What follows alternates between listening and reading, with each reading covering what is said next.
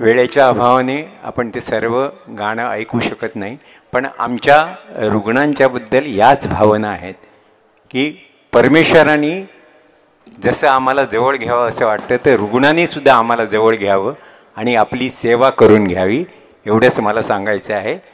आज आमच्या काही नवीन लोक आलेली आहेत, त्यांचं मी स्वागत करतो. डॉक्टर रानडेसुद्धा आले होते, मला वाटतं ते गेले. आता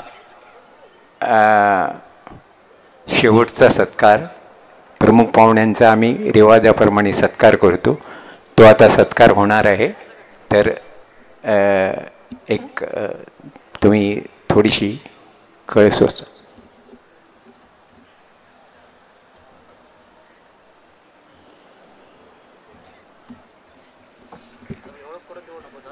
नको.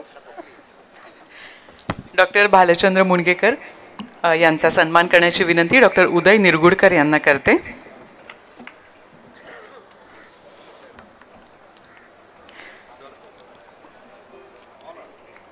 अर्थतज्ञ, शिक्षणतज्ञ, समाजसेवक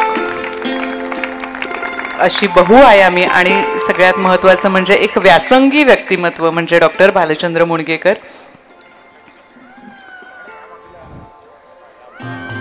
आणि त्यांचा ते आजच्या कार्यक्रमाला प्रमुख अतिथी म्हणून आपल्याला लाभलेले आहेत. हा खरोखरच भाग्ययोग.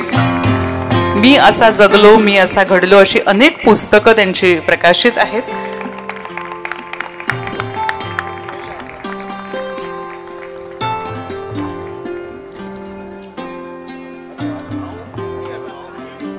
मनपूर्वक धन्यवाद. आणि डॉक्टर मुणगेकर हे इतके ज्येष्ठ आणि एक आदरणीय व्यक्तिमत्व आहे आपल्या सगळ्यांसाठीच. आणि त्यांनी मला सांगितलेलं की माझी ओळख करून देऊ नकोस, पण त्यांच्यासाठी मला नक्कीच 4 ओळी म्हणाव्या अशा वाटतात. कारण इतकं सगळं व्यासंग, अभ्यास आणि हे सगळं असतानाही अतिशय सहृदय अशी व्यक्ती ही कशी असू शकते असाही बऱ्याचदा प्रश्न पडतो. आणि मग बाभव बोरकर आठवतात, जळा परी मन निर्मळ ज्यांचे गेले तेथे मिळले हो, चराचरांचे होऊनी जीवन स्नेहासम पाजळले हो, जीवन त्यांना कळले हो. मी विनंती करते डॉक्टर भालचंद्र मुणगेकर यांना की त्यांनी अध्यक्षीय वक्तव्य करावं.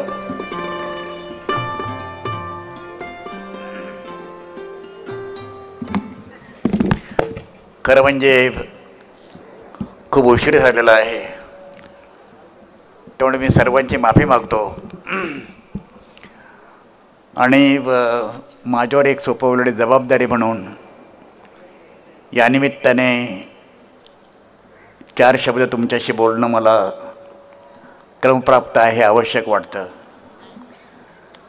खरं म्हणजे साने गुरुजी म्हणाले होते की समाजामध्ये काही प्रयोग करणारे ऋषी असतात. आदरणीय सुहासजी कबरे हे एक प्रयोग करणारे ऋषी आहेत. त्यांच्याबद्दल अनेकांनी या ठिकाणी आपल्या भावना व्यक्त केल्या. प्रत्येक जणाने त्यांचे अभिनंदन केलं, त्यांना धन्यवाद दिले. स्वतःची तब्येत बरी नसतानासुद्धा अत्यंत जिद्दीने उभे राहून ते आज काम करतायत. आणि त्यामुळे त्यांना जो आजार आहे त्याच्यावर ते निश्चितपणे ते विजय मिळवतील याच्याविषयी आपल्या सर्वांना खात्री आहे. या ठिकाणी टच संस्था जी आहे त्या संस्थेला आपण संस्थात्मक पुरस्कार आपण दिला.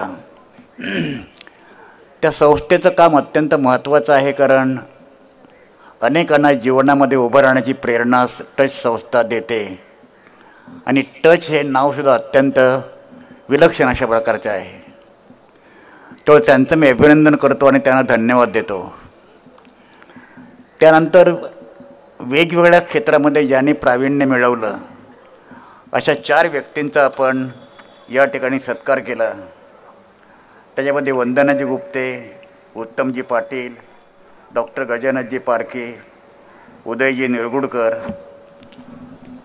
यांची जी ओळख करून जी दिली ते ओळख खरं म्हणजे आपल्यापैकी अनेक लोकांना त्याच्याविषयी कल्पना आहे ती अपूर्ण आहे असं मृण्मयी मगाशी ओळख करून देताना म्हणाली. त्या प्रत्येकाशी उत्तमजींचा जर थोडा अपवाद केला तर बाकी तिघांनाही मी चांगल्या प्रकारे ओळखतो, परंतु त्यांच्याविषयी आणखी अधिक विस्ताराने बोलण्याची ही वेळ नाही आहे. वंदनाजींच्याविषयी सांगायला पाहिजे की 1970 साली त्यांनी नाट्यसृष्टीत प्रवास केला, सुरुवात केली आणि आता 2024-25 म्हणजे जवळजवळ 55 वर्ष ते या क्षेत्रामध्ये काम करत आहेत. 70 नाटकात त्यांनी काम केलेलं आहे आणि सायकोलॉजी हा विषय त्यांना निश्चितपणे त्यांच्या भूमिका पार पाडण्यासाठी उपयोगी ठरलेला आहे. कारण नाटकामध्ये प्रत्येक पात्राची एक सायकोलॉजी असते, एक मानसशास्त्र असतं. किंबहुना नाटक हे एक मानसशास्त्रीय प्रयोगच असतो साहित्याचा प्रकार म्हणून. परंतु 2 प्रसंग मला आठवतात, त्याचा उल्लेख त्यांनी केला. 4 चौकीमध्ये 20 मिनिटाचा मोनोलॉग, टेलिफोनची वायर परत परत तुटते आणि तरी बोलत असताना जो आवेग आणि उद्वेग जो असतो तो उद्वेग, आवेग आणि सुंदर मी होणार मध्ये व्हीलचेअरवर बसून सुंदर मी होणार हा दृढनिश्चय व्यक्त करणारी त्या भूमिका माझ्या मनामध्ये कायमच्या कोरल्या गेलेल्या आहेत आणि त्यांच्यासाठी आपण सगळ्यांनी एकदा जोरदार टाळ्या आपण त्याला मारल्या पाहिजे. सुहासजी कबरे जे काम करतात किंवा डॉक्टर रत्नपारखे जे काम करतात किंवा उदयजी काम करतात किंवा वंदना आपल्या क्षेत्रामध्ये काम करतात, या सगळ्या कामांच्या पाठीमागे एक सामाजिक भावना असते. खांडेकरांनी 1942 साली क्रौंचवधी कादंबरी लिहिली आणि त्याच्यामध्ये त्यांनी भावना आणि बुद्धी या दोघांच्या मधलं एक द्वैत कसं असतं याची मांडणी केलेली आहे. 1964 साली मी जर क्रौंचवध वाचली नसती तर मी रिझर्व्ह बँकेची 2000 रुपयाची नोकरी सोडून कॉलेजमध्ये 600 रुपयावर मी गेलो नसतो. इतकं त्या कादंबरीने माझ्यावर घडवलेलं आहे. मा निषाद प्रतिष्ठा तोमगमा शाश्वती समः यत्क्रौंच मिथुनादेकम तोमवधी काममोहितम हा संस्कृतमध्ये वाल्मिकीने म्हटलेला पहिला श्लोक आहे. मा निषाद प्रतिष्ठा तोमगमा शाश्वती समा, हे पारद्या, हे निषादा, तुला कधीही मोक्ष मिळणार नाही. याचं कारण तू रतिक्रीडा करत असलेल्या एका क्रौंच पक्षाच्या नराचा वध केलेला आहेस. यत क्रौंच मिथुनादेकम तोमवधी काममोहितम. खांडेकरांनी ही कल्पना भावना आणि बुद्धी या दोघांच्या मधलं द्वैत निर्माण करण्यासाठी वापरली आणि त्याच्यामध्ये संपूर्ण कादंबरीमध्ये त्या कादंबरीचा नायक दिनकर सरदेसाई जो दादासाहेब दातारांच्या आश्रयाने शिकत असतो. दादासाहेब दातारांच्या मुलीवर सुलूवर ती इंटरला असते, त्याचं प्रेम असतं, तो BAला असतो पण तो सोशल ॲक्टिव्हिस्ट असतो. एका गुन्ह्याच्या अंतर्गत त्याला शिक्षा होते आणि फक्त 6 तास बाकी असतात फाशीची शिक्षा व्हायला आणि तेव्हा तो दादासाहेब दातारांना पत्र लिहितो. ते पत्र मी तुम्हाला वाचून दाखवतो. सामाजिक भावना हा विकासशील मानवी जीवनाचा आत्मा आहे. सगळं तुम्ही जे काम करता, सेवा करता, सेवा हा सर्वश्रेष्ठ धर्म आहे, पण त्याच्या पाठीमागे एक सामाजिक भावना आहे. ही सामाजिक भावना जर नसेल तर तुम्ही कोणत्याही कार्य करण्यासाठी तत्पर असणार नाही, तयार होणार नाही. काम करण्याची प्रेरणा भावनेतून मिळते आणि ते काम कसं करावं हे बुद्धी सांगते. म्हणजे इमोशन्स आणि rationality, there is perfect correlations. There is no rationality without emotions and there is no emotions without rationality. तुम्हाला तुमच्या भावना कंट्रोल करता आल्या पाहिजेत. सामाजिक भावना हा विकासशील मानवी जीवनाचा आत्मा आहे. ही भावना नेहमी 3 प्रकारे प्रकट होते. शब्द, अश्रू आणि रक्त, शब्द हे या भावनेचे पहिले सुंदर स्वरूप. परंतु शब्द किती सुंदर असले तरी ते वाऱ्यावर विरून जातात. अश्रू हे या भावनेचे दुसरे रमणीय रूप. पण माणसाच्या क्षुब्ध मनोसागरामध्ये निर्माण होणारे मोती त्याच्या स्वतःच्या मनातील आग देखील विझवू शकत नाहीत. ते बाहेरचा वजवा काय विझरणार? दुःखाने व्याकुळ झालेले माणसाचे मन शांत करण्यापलीकडे शब्द आणि अश्रू यांच्यामध्ये फार सामर्थ्य असत नाही.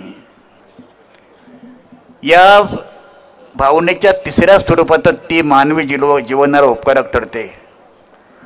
स्वतःचं रक्त शिंपडून ते दुसऱ्यांचे जीवन फुलवते, जे आता सुरेश कबरे करतायत.